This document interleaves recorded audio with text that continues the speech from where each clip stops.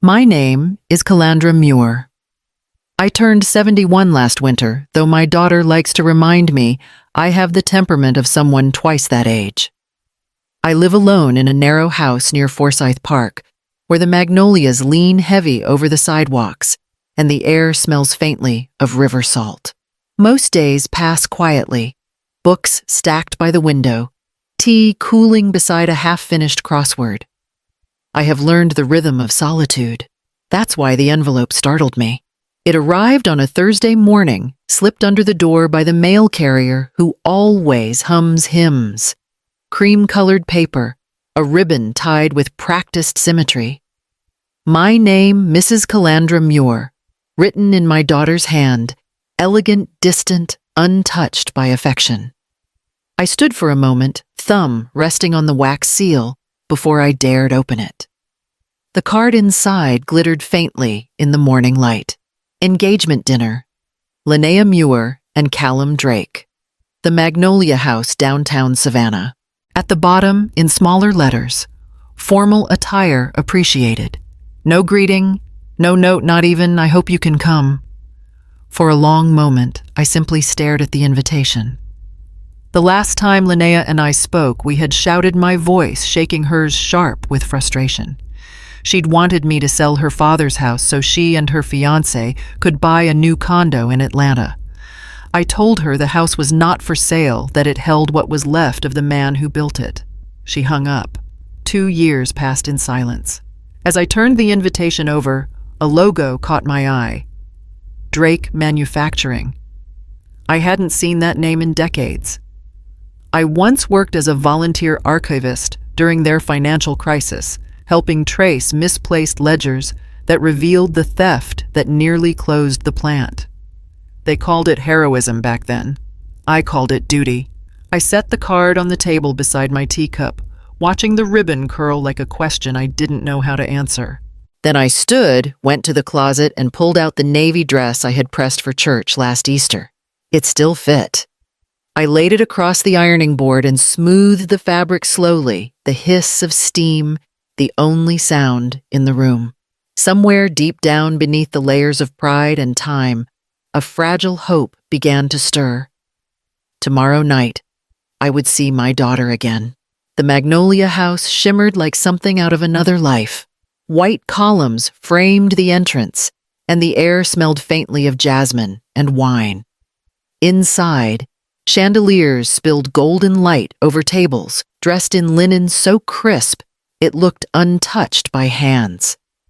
A waiter led me down a narrow hallway to a private room, the hum of laughter growing louder with every step.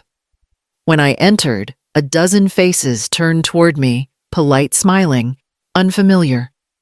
Linnea stood near the head of the table, a silver dress hugging her confidence. For a moment, her expression faltered, then she recovered, stepping forward.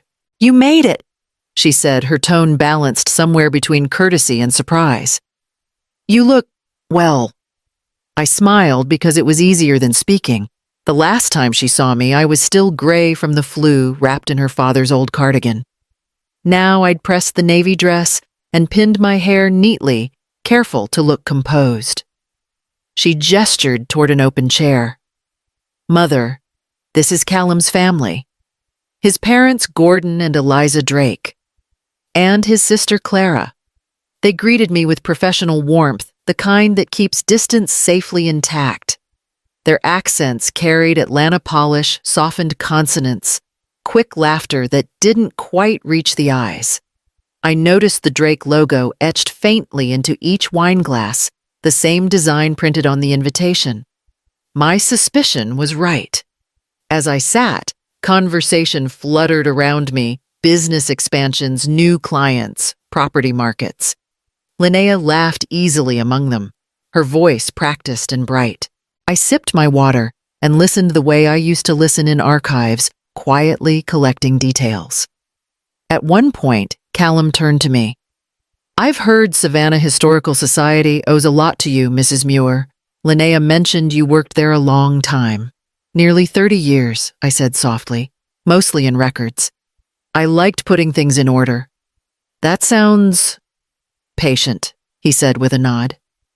Linnea laughed too quickly. She's always been old-fashioned. Never adjusted to modern life, have you, Mom? The table chuckled politely. The sound felt rehearsed, like applause before the curtain even rose. I smiled again, swallowing the sting. I had come hoping for peace, not proof of distance.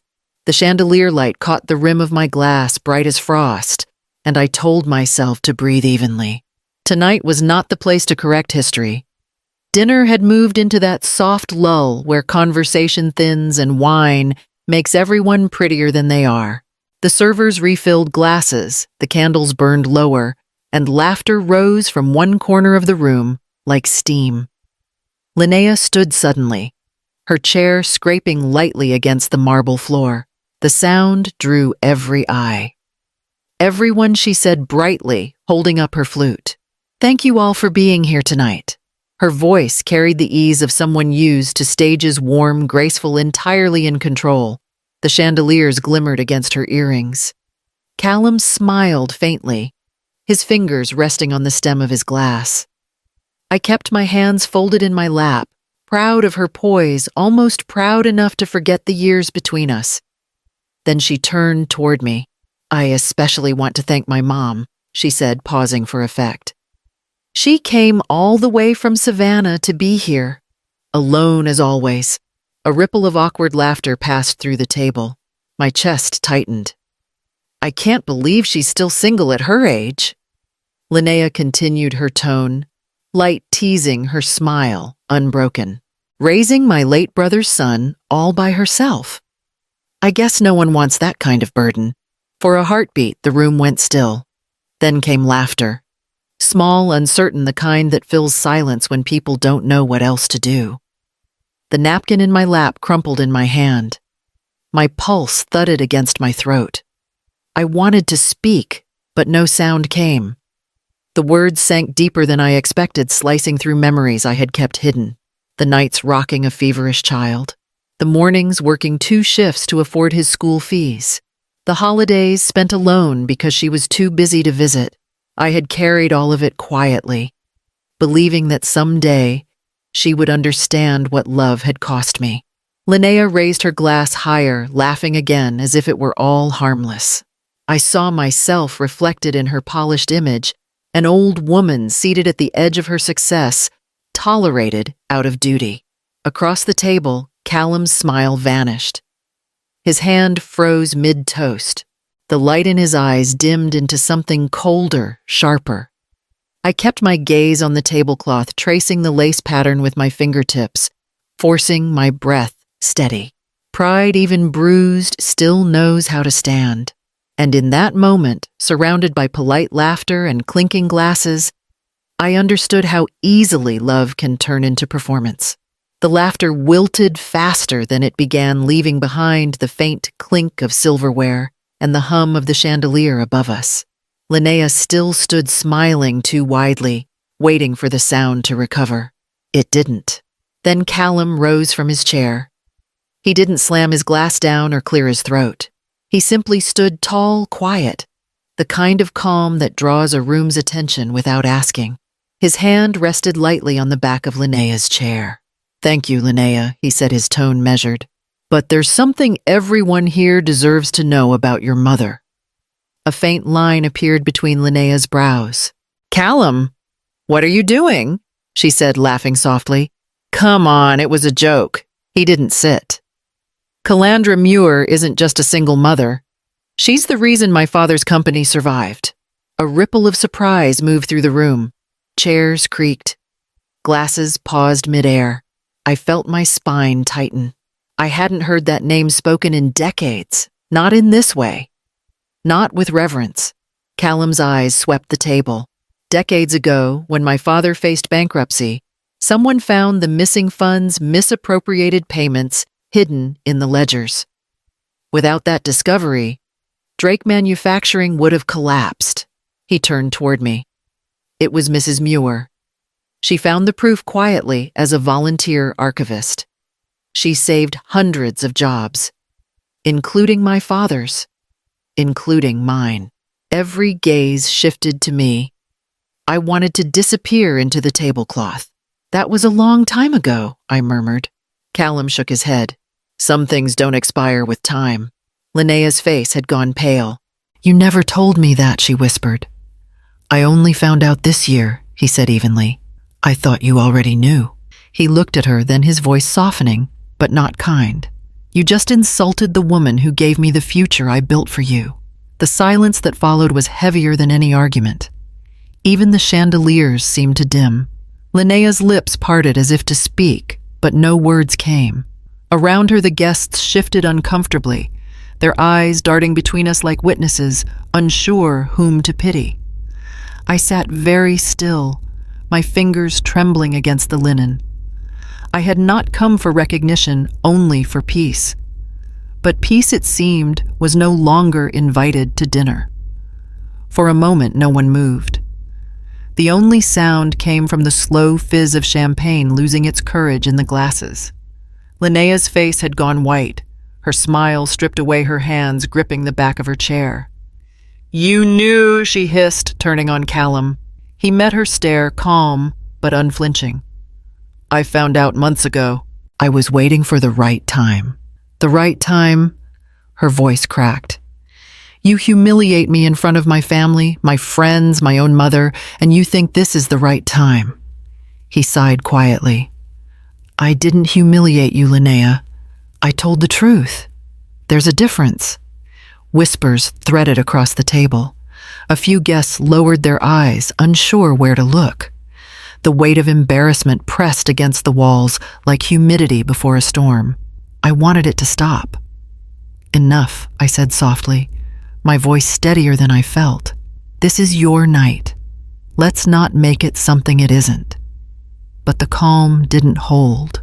From the far end of the table, Callum's mother, elegant, composed, untouched by the chaos, spoke without raising her voice. Perhaps she said we should postpone this celebration until respect returns to the table. Linnea's breath caught. Excuse me. The older woman folded her napkin with deliberate grace. I'm saying that dignity is hard to share when someone refuses to hold it. That broke something open. Linnea slammed her glass down, the sound sharp and final. You think you're better than me, all of you, she said, her voice trembling. Especially you, Mom. You enjoy this, don't you? Watching me fall apart. I felt every eye on me, waiting for the defense I would not give. I stood slowly smoothing the folds of my dress, the air suddenly too thick to breathe. No, I said at last. I've never enjoyed seeing anyone fall. Her eyes filled anger and shame, blurring together until they looked the same. I wanted to reach for her, but something between us, years of pride and misunderstanding, stood like glass. I gathered my shawl from the back of the chair. The fabric smelled faintly of lavender of home. Without another word, I turned toward the door. The last thing I heard was the uneven sound of chairs scraping and voices fading into confusion. Then outside the private room, silence wrapped around me again, soft and absolute. Outside, the night air carried the sweetness of magnolia and the faint salt of the river. I steadied myself against the cool stone railing, the laughter from inside already fading behind the closed doors. The city glowed softly beyond the square car lights, weaving through live oaks draped with moss. My hands trembled just enough to remind me of age, not weakness. The faint hum in my purse startled me. My blood pressure monitor blinking its warning, persistent and small, like a heartbeat I had forgotten to care for. I silenced it, pressing my fingers against the smooth leather, then drew a long breath. Footsteps sounded behind me. Callum's voice came quiet, hesitant. Mrs. Muir. I turned. He stood at a distance, the same calm that had steadied him inside, now thinned by guilt. I'm sorry, he said. I didn't mean to humiliate her. I only wanted to defend you. His words hung in the air, fragile as glass. I looked at him for a moment, the way you look at someone trying to fix a wound they can't see.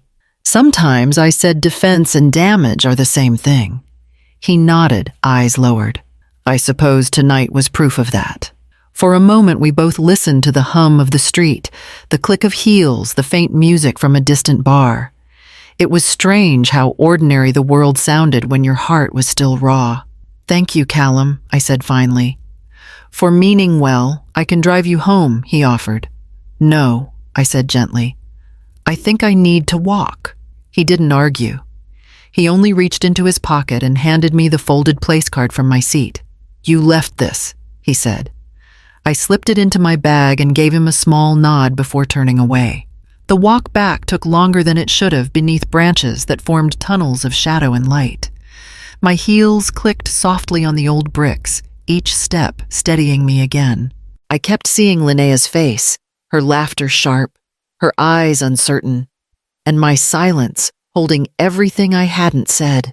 The night was cold, but for the first time in years my breath came even and sure. The days that followed were strangely quiet. Savannah has a way of softening even scandal. The gossip drifts like pollen landing where it can be forgotten as soon as the wind changes. Still, it found its way to me.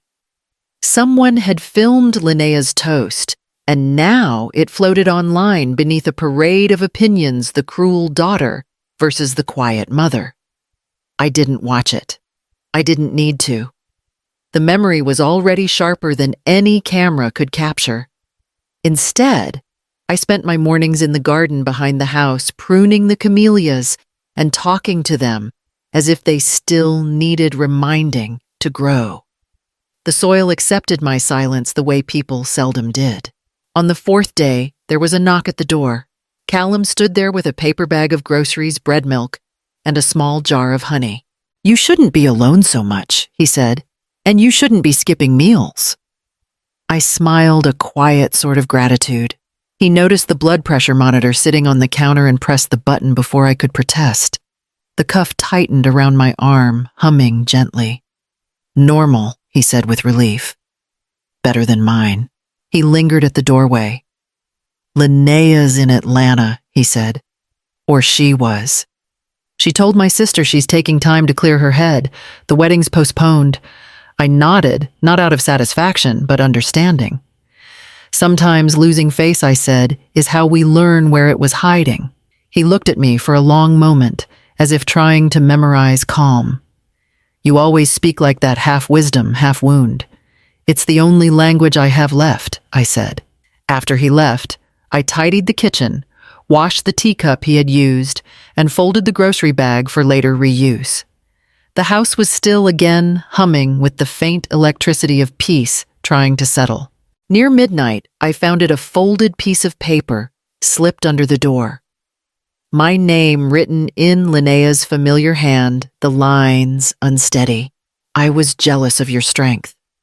I thought independence meant rejection. I was wrong." I held the note for a long time before setting it beside the window. The porch light shone faintly across it, turning apology into something almost gentle. A week later, the evening light turned gold across the porch when I heard a car slow in front of the house.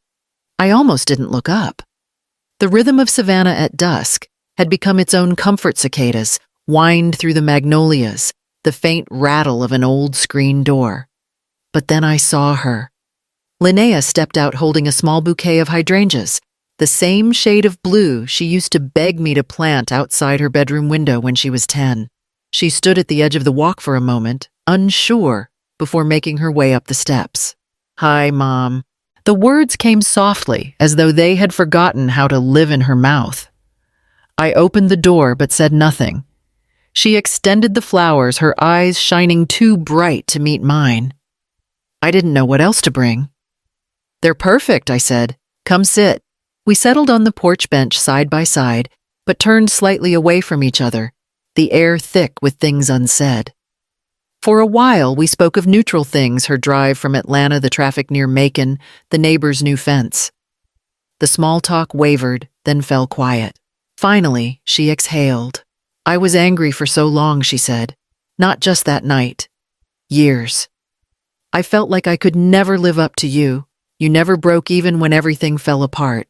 I mistook that for not needing anyone, for not needing me." I looked down at my hands. You mistook my endurance for distance, I said softly. I was just busy surviving. Her breath hitched, and then the words came like confession.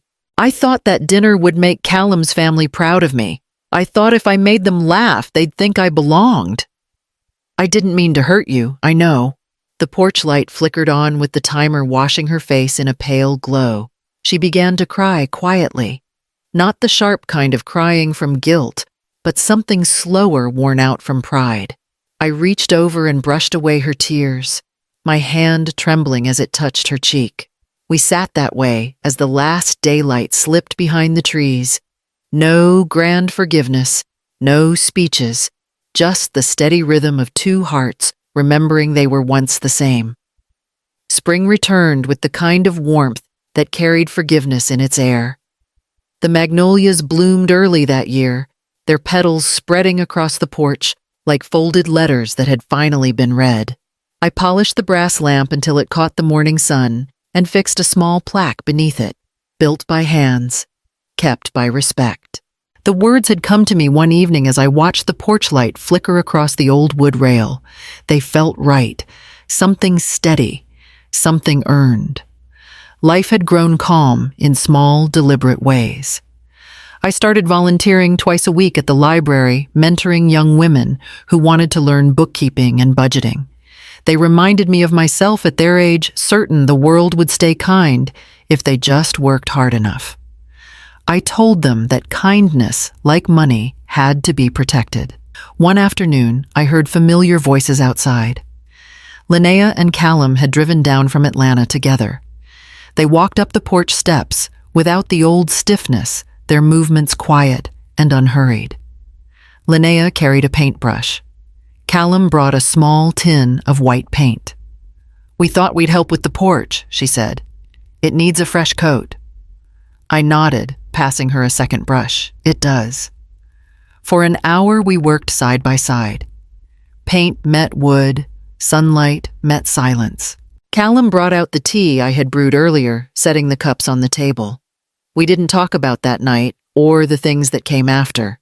The silence between us no longer felt like a wound. It was space clean and wide enough to breathe.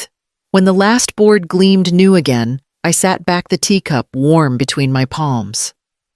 Linnea leaned against the railing, her eyes tracing the brass plaque. "It's perfect," she said quietly. As dusk settled, I reached for the switch beside the door. The lamp glowed to life, its light catching the edges of the magnolia leaves like small coins of gold. Linnea looked at me, hesitant but hopeful. I smiled and opened the door. "You can come in any time, Linnea," I said. "The light's been waiting."